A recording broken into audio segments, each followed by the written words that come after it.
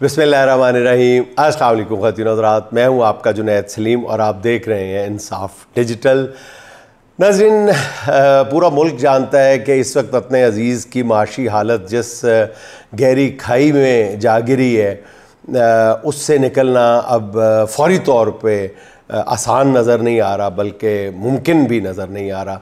लेकिन ये हालात कितने ख़राब है इसके बारे में कम ही लोग जानते हैं। ये तो जानते हैं कि बहुत ख़राब है, लेकिन कितने ख़राब है ये बहुत कम लोग जानते हैं। कभी कभी तो मुझे यूँ लगता है कि हम एक ऐसी कश्ती में सवार हैं जिसमें जगह जगह पे छेद हैं और इन सुराखों को आर्जी तौर पे कहीं पे हाथ रख के, कहीं पे कपड़ा दे के, कहीं पे कोई आर्जी बंदोबस्त करके बंद कर दिया जाता है और सिस्टम चलाने की कोशिश की जा रही है, लेकिन सिस्टम चलने का नाम ले नहीं रहा। एक तरफ माशी कश्ती जो है वो भंवर में फंसी हुई है और दूसरी तरफ जो है हुक्मरानों के अलल्ले तलल्ले और गलत तरजीहात ने हालात मज़ीद बिगाड़ दिए हैं।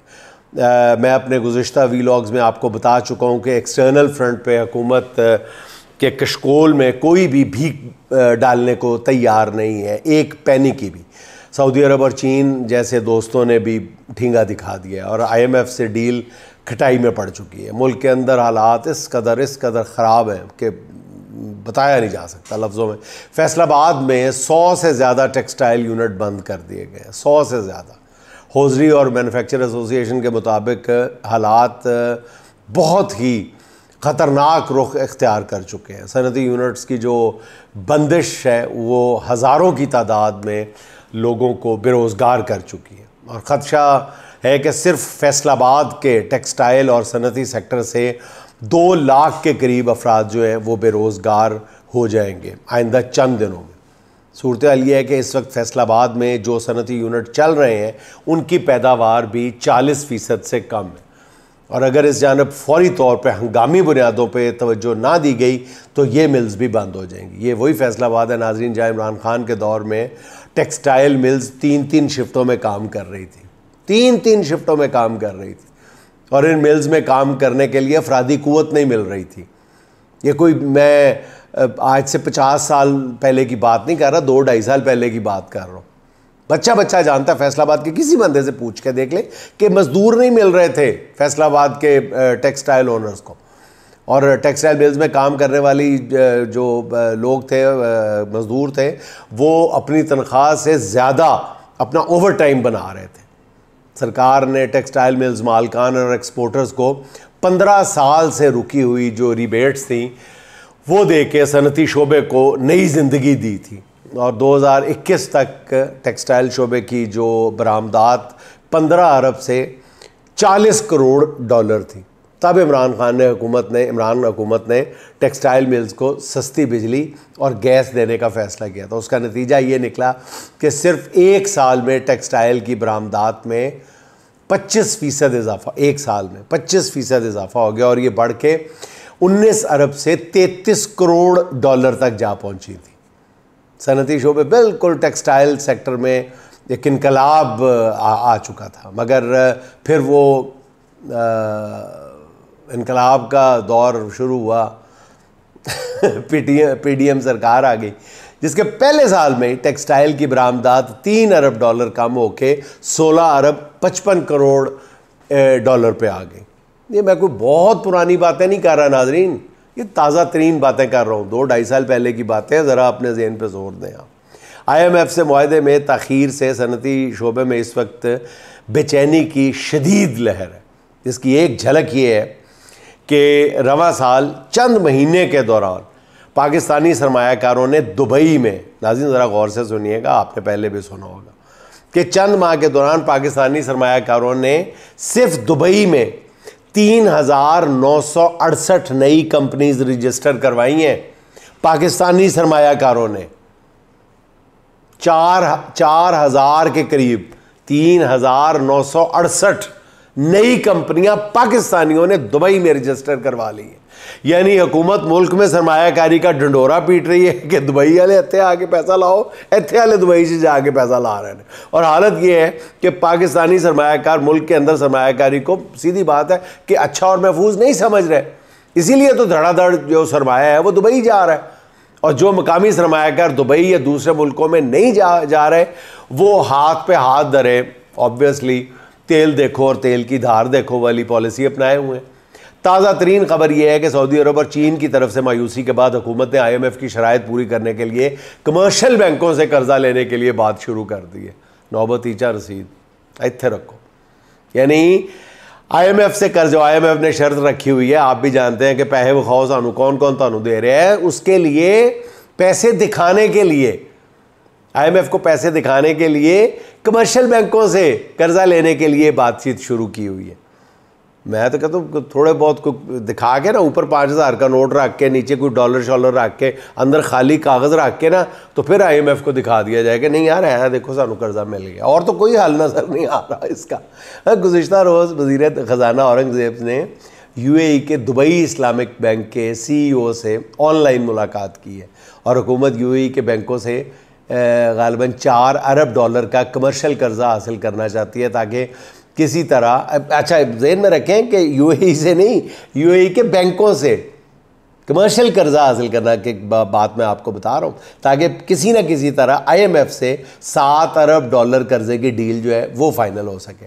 तो परेशानी के आलम में हुकूमत हर दरवाज़ा खटखटा रही है। तो मुझे तो लगता है कि आने वाले दिनों में शायद गली मोहल्लों में भी वज़ीर ख़जाना साहब, और शहबाज शरीफ साहब तो वैसे भी एक्सपर्ट हैं इस काम के, तो वो गली मोहल्लों में निकल जाएं, मस्जिदों में जुमे की नमाज के बाद वो जो रुमाल पकड़ के निकलते हैं सारे कि जी कर्जा पा दो यदि थोड़े थोड़े, वो हालत आने वाली है कि हुकूमत को $7 अरब दिखाने हैं IMF को। अच्छा, एक तरफ हुकूमत आप देखें, अंदाज़ा करें, अजीब मुल्क है वैसे, कि एक तरफ हुकूमत एक डॉलर को तरस रही है, डॉलर्स की शदीद किल्लत और कमी का शिकार है हुकूमत।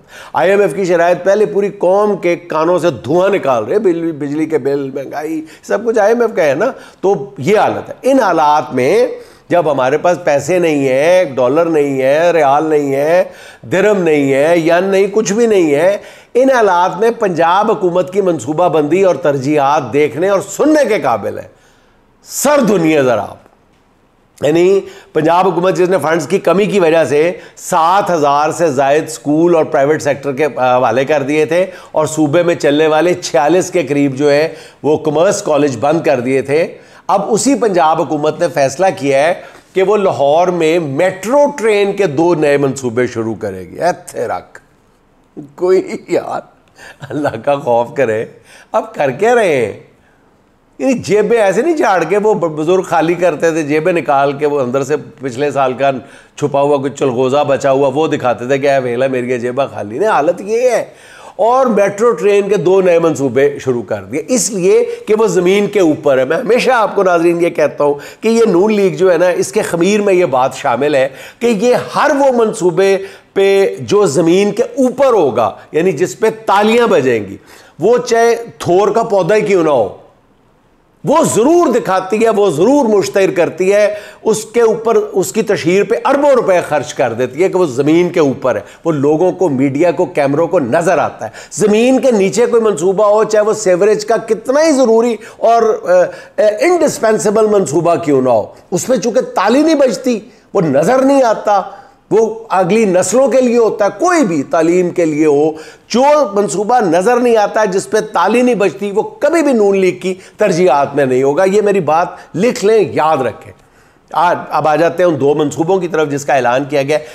पहले मंसूबा जो है वो पर्पल लाइन ट्रेन का है, जो भाटी चौक से एयरपोर्ट तक चलेगी। 16 किलोमीटर के इस ट्रैक की तामीर और ट्रेनों की ख़रीदारी के लिए ज़्यादा पैसे नहीं लगेंगे, सिर्फ 577 अरब रुपए अखराजात आएंगे, सिर्फ 577 अरब रुपए। और अर्ज़ कर रहा हूँ ना कि एक रुपया इकट्ठा कर रहे हैं हम लोग IMF से $7 अरब लेने के लिए।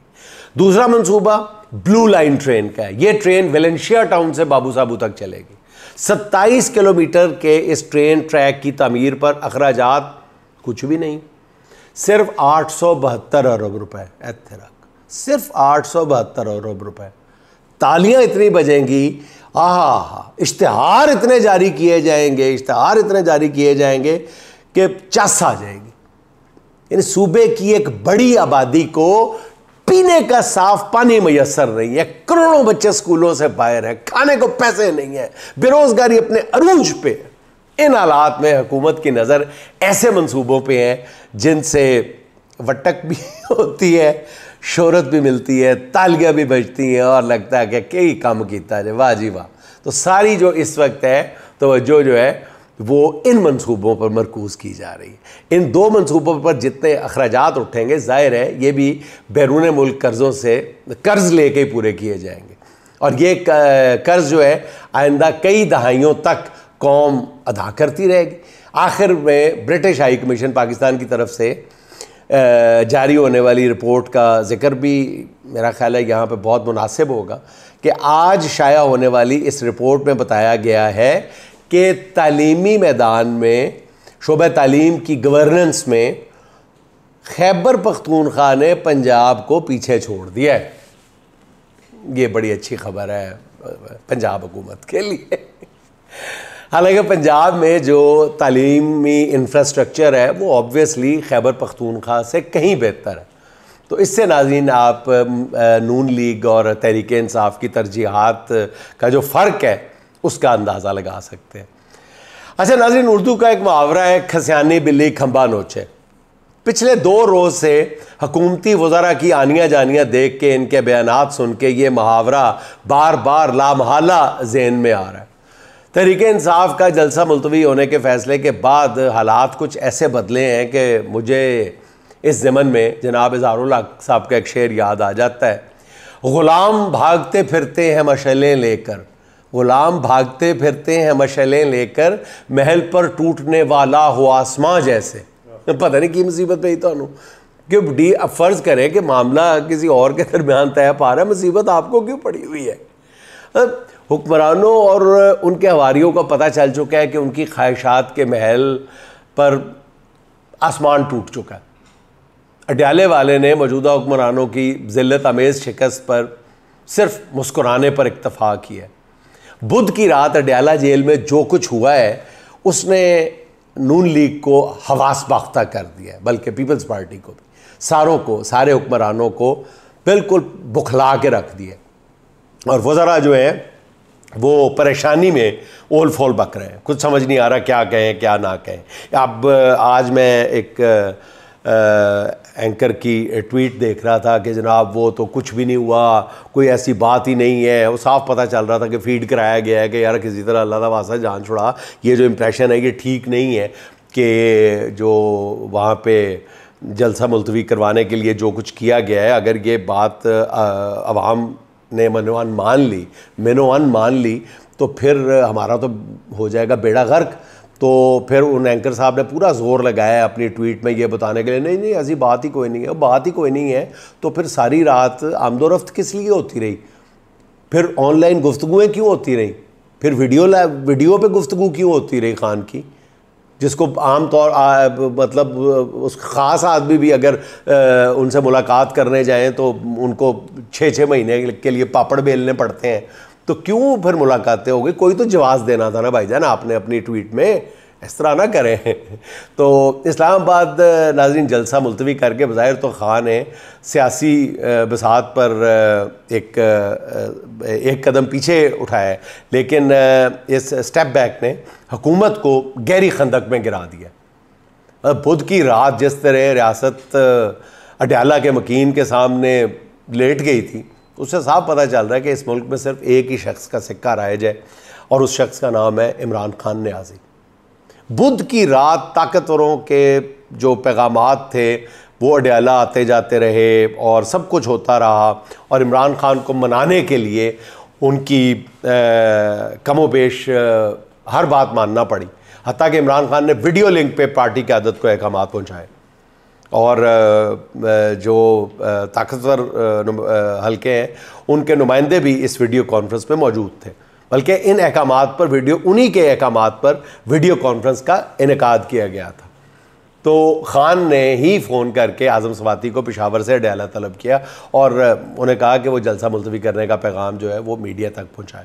इसके बाद गुज़िश्ता रोज़ इमरान खान की जो जेल में मीडिया से गुफ्तगू थी उसने नाज़रीन अगर आप गौर करें उसके लफ्ज़ पे, लबो लहजे पे, ख़ान की बॉडी लैंग्वेज पे, तो आपको आने वाले सियासी मौसमों का पता चल जाएगा।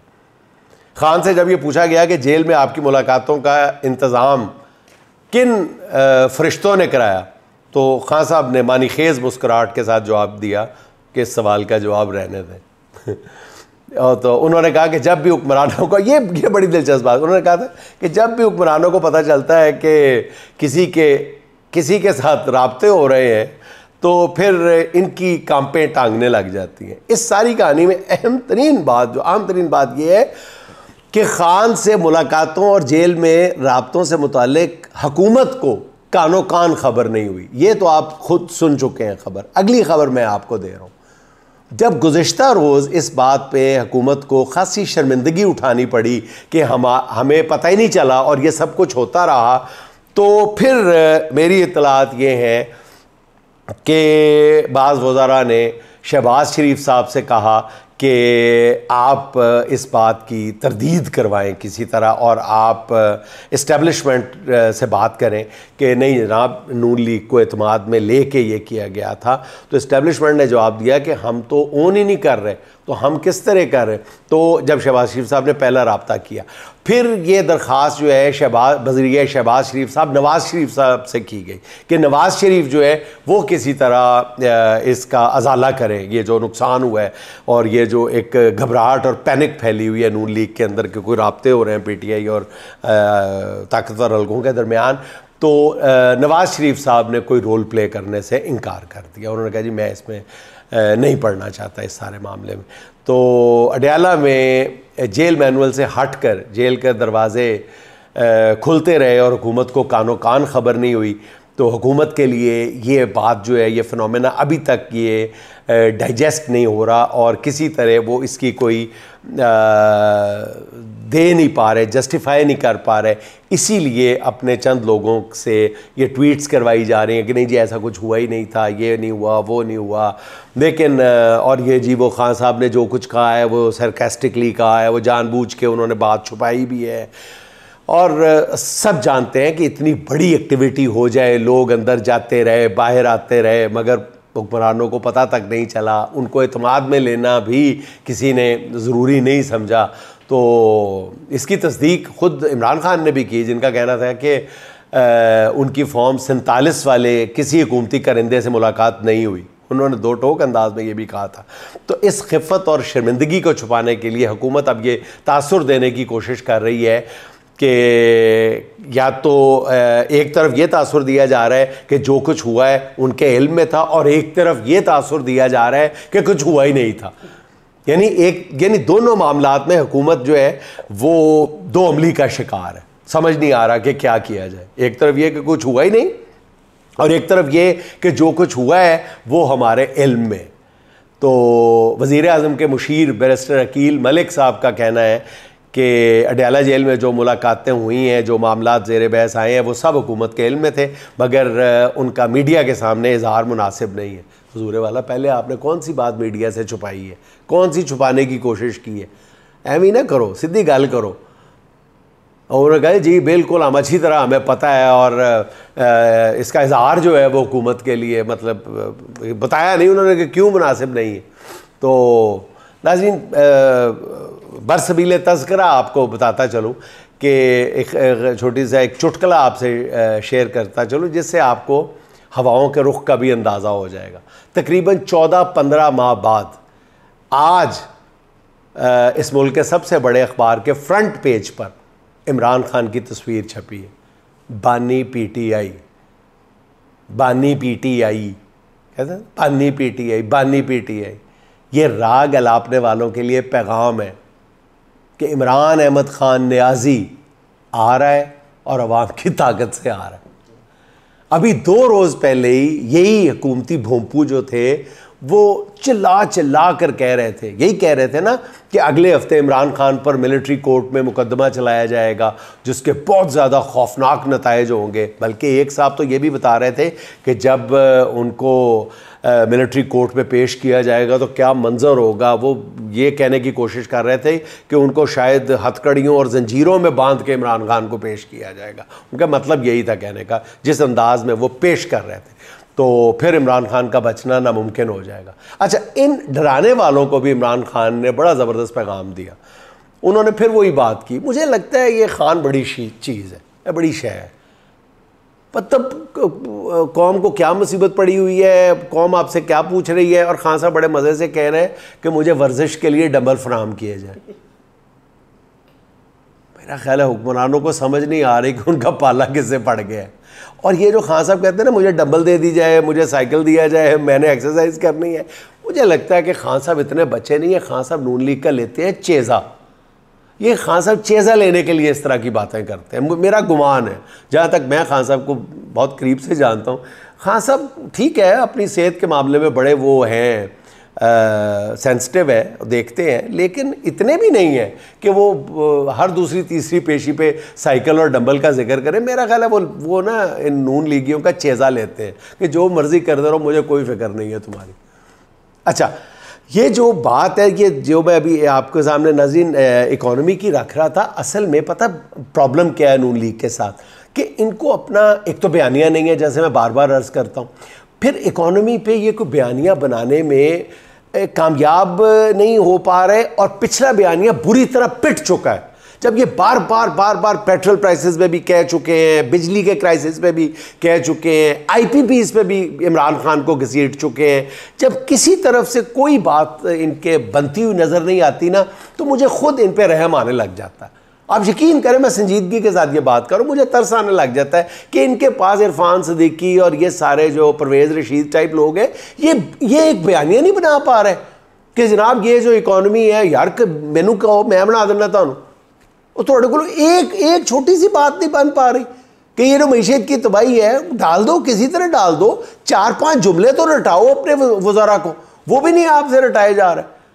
आपके सामने वही रिपोर्ट रख दी जाती है कि आपकी अपनी कारकर्दगी है। बच्चा फैसलाबाद के ताजर से लेके कराची के सनतकारों तक हर बंदे को पता है कि इकॉनमी का पट्टा आपने बिठाया है।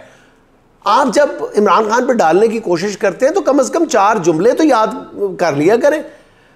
आप बिल्कुल ही बचगाना अंदाज में ये इमरान खान पर डालने की कोशिश करते हैं। वो मेरे ज़हन में बात आ जाती है कि वो आता है ना, वो शौहर सारा दिन का थका आ रहा आता है और घर में वो बीवी उसके हाथ में एक पुरानी मार्कशीट रख देती है, तो वो देखता है अंग्रेज़ी में 100 में से 17, फिर रियाजी में 100 में से 30, माशरत उलूम में भी इतने की होते हैं, सब बड़ी नकम्मी सी मार्कशीट होती है।